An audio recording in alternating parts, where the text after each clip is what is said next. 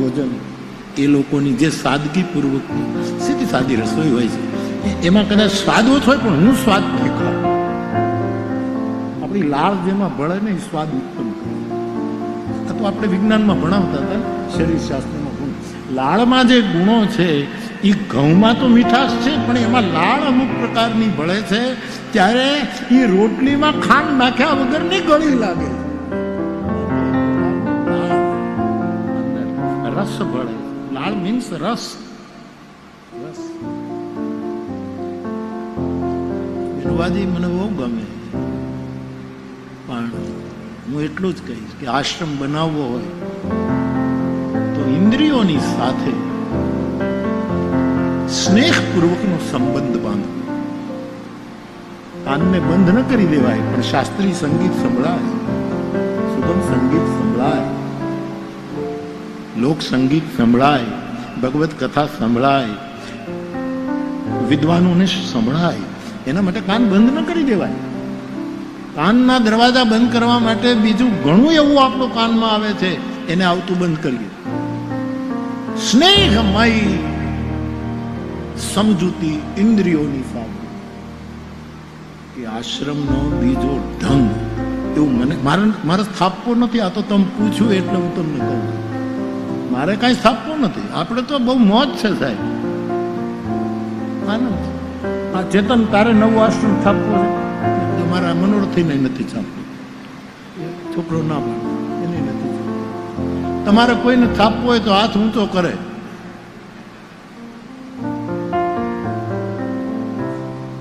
કોઈને નથી સ્થાપવું. કદાચ આ લોક સમુદાયનો આ લોકમત પરિણામ તો 4મી તારીખે આવશે, પણ આજે પરિણામ આવી ગયું છે કે લોકોને આશ્રમમાં એટલી બધી રુચિ નથી. તો બધા હાથ ઊંચા થાય ને કે અમારે કરવો છે, અમારે. પણ એનો અર્થ આશ્રમની પહેલી નથી. આશ્રમનો મહિમા બહુ છે, પણ જો આ રીતે થાય તો. અને અત્યારે વર્તમાન જેટલા આપણા સ્થાનો આશ્રમો છે, આ લોહલંગરી બાપાના સ્થાનની કથા છે. બાપુ મને બહુ ખબર નથી, પણ આમાં જેટલી સંસ્થાઓ બાપુ જોડાયેલી હોય ને આપણી લોહલંગરીની સાથે, એમાં કોઈ આવતા હોય, કોઈ ન આવતા હોય, કોઈને ક્યારેક અણબનાવ હોય, મન દુઃખ હોય, એવા બધાને હું આમંત્રણ આપું છું કે હજી 5 દિવસ બાકી છે, બધા આવીને એક આરતી ઉતારો. અહીંયા આ બધી ભેદની દિવાલો તૂટી જવી જોઈએ. એક જ સ્થાનની કેટલી શાખાઓ હોય છે. બધા આવે તો કેવું રૂડું લાગે. સાધુના બાળક તરીકે હું પ્રાર્થના કરું, બધા આવે 2-3 દિવસ અને રામાયણજીની આરતી ઉતારે, હું તમારા દર્શન કરું. બાપુ ન આવતો એને ફોન કરજો સામેથી. મોરારી બાપુ રાજી થશે. આવો મારા બાપ, આવો. બધા ભેદ, બધી ભૂલોને વિસરી આપણે એક ન થઈ શકીએ તો આ લોહલંગરી બાપાને આનાથી વધારે મોટી કોઈ અંજલિ નહીં હોઈ શકે સાહેબ.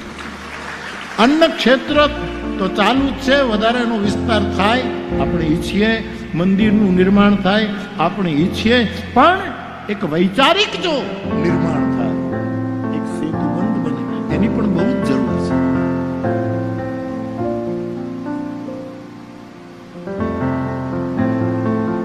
ઇન્દ્રિયોની સાથે સ્નેહપૂર્વકનો સંબંધ બને. અને એ સ્નેહપૂર્વકનો સંબંધ જો બનાવતા ફાવી જાય તો ખાલી સ્નેહ બાંધવો નહીં, સ્નેહ વધારવો. આપણે સ્નેહ બાંધવામાં પડ્યા છીએ, વધારવામાં.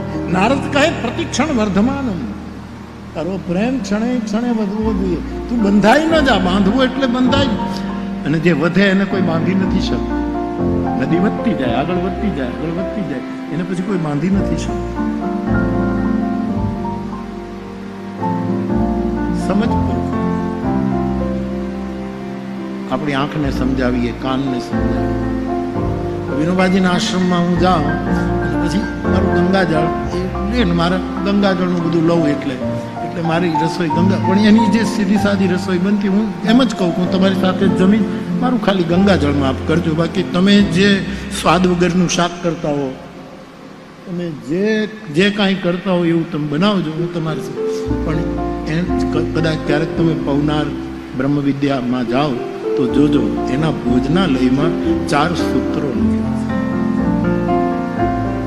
કાલ જાગરણ, ઉપનિષદ કાલ જાગરણ. જાગરણ એટલે જીર્ણ કરવું, પચાવવું. આપણા પેટમાં આપણે આખો રોટલો ખાઈ ગયા હોય પણ જીર્ણ થતો થતો થતો થતો થતો કેટલો થઈ જાય? જારણ એટલે જીર્ણ. પેલું સૂત્ર ત્યાં લખ્યું છે કાલ જારણ. ભૂતકાળનો શોક કાળ જારણ, કાળ. અને ભવિષ્યની ચિંતા એને પચાવી જવી, એને જીર્ણ કરી જવું. આવી રીતે સ્નેહપૂર્વકનો કાળ જારણ અદભુત. હું તમે કરી શકીએ એવા સૂત્રો છે. એક વખત તો 2 દિવસ પવનારમાં રોકાયો અને અત્યારે જેટલા, હવે તો બધા વૃદ્ધ થઈ ગયા છે, ગૌતમભાઈ હજી બધું ચલાવે છે બજાજ, પણ બધી માતાઓ બધી, પણ એ 15 જણાની વચ્ચે હું લગભગ 3 કલાક પ્રશ્નોત્તરીમાં મારું ટેપ થયેલું છે. હું એની સાથે વાતો કરી છું 3 કલાક. એ મને પૂછતા ગયા, મને પૂછ્યું એવું હું કહેતો ગયો. અને એવા સ્થાનમાં બેસીને ત્યારે આપણે કાંઈ નથી. તમે જુઓ સાહેબ, આમાં તમે અત્યારે આ મંડપમાં બેઠા છો તો તમે કાંઈ કરો છો કે એસી કરે છે? તમે કાંઈક કરો છો એટલે ઠંડક મળે છે કે આ એસી કરે?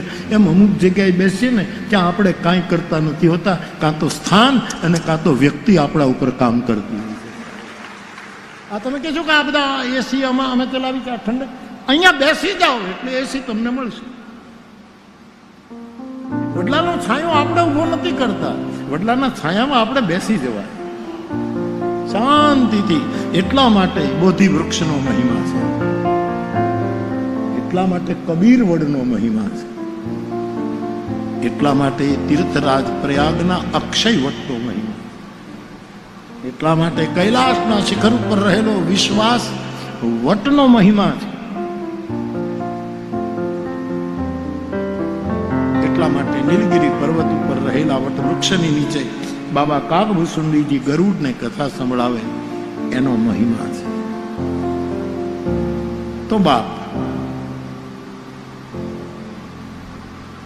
કાલ જાગરણ, જારણ, કાળને ક્ષય કરવાનું, ભૂલી જવાનું. કારણ કે આ નહીં કરીએ તો હાથમાં આવેલું વર્તમાન જતું રહે છે, હાથમાં આવેલી ક્ષણો. ફિલ્મની પિક્ચર ગાયા કરું છું, ગીત ગાયા કરું છું. અહીંયા નથી, મારા ઓઠે જ ગીત નથી ચડતા, ખબર ને? એના ઉપરથી તમારે નક્કી કરવું જોઈએ કે હું ગાવા માટે ફિલ્મનું ગીત નથી ગાતો, મને ઓઠે આવે એટલે ગાવું. બાકી તો ગમે ત્યારે ઘા કરું. નાનપણમાં બહુ ફિલ્મ જોઈ છે, એ સંસ્કારો બહાર નીકળે. આવીને जो भी है बस यही एक पल, आगे भी पीछे भी काल जारणम. ઉપનિષદમાંથી વિનોબાએ લીધેલો સૂત્ર. જે કાંઈ છે તે અત્યારે આ પળ, આ પળ.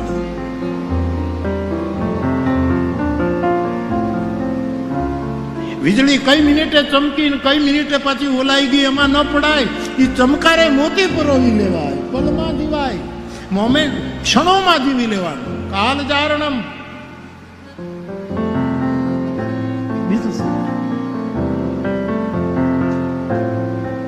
સ્નેહ સાધનમ. વિનોબાજી કહે એ મેં જીસસ પાસેથી લીધું છે.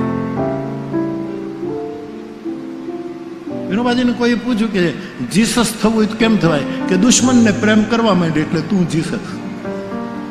તું જીસસ, દુશ્મનને પ્રેમ કરવા માંડે, તારા પડોશીને પ્રેમ કરવા માંડે, તારા સ્નેહીને પ્રેમ, 3 જગ્યાએ પ્રેમ કર, તું જીસસ. એવું કીધું છે. સ્નેહ સાધન, સ્નેહની સાધના કરવી, સ્નેહને સાધન બનાવવું અને એનો સંબંધ બાંધવો નહીં, વધારવો.